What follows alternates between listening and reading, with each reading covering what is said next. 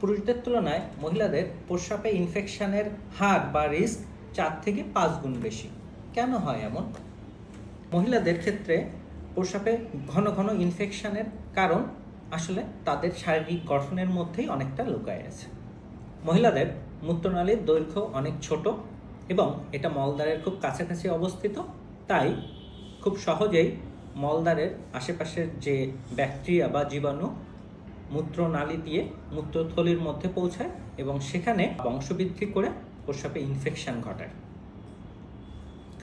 এছাড়াও সেক্সুয়াল কন্ট্যাক্টের সময় খুব সহজেই এই ইনফেকশনগুলো মলদ্বার থেকে মূত্রনালীতে পৌঁছাতে পারে। মাসিকের সময় প্রপার হাইজিন মেনটেন না করাও মহিলাদের ঘন ঘন প্রস্রাব ইনফেকশনের আরেকটি কারণ।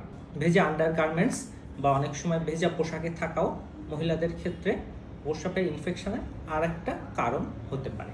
পোস্ট মেনোপজাল ওম্যানদের ক্ষেত্রে হরমোনের যে পরিবর্তন হয় তাতে মূত্রনালীতে কিছু পরিবর্তন হয় এবং সেক্ষেত্রে প্রস্রাবে ইনফেকশন বা ব্যাকটেরিয়া না থাকলেও জ্বালাপোড়া বা প্রস্রাবে ইনফেকশনের মতো এরকম লক্ষণগুলো এইসব মহিলাদের ক্ষেত্রে আসতে পারে এবং যেটাকে আমরা প্রস্রাবে ইনফেকশন ভেবে অনেক সময় ভুল করি।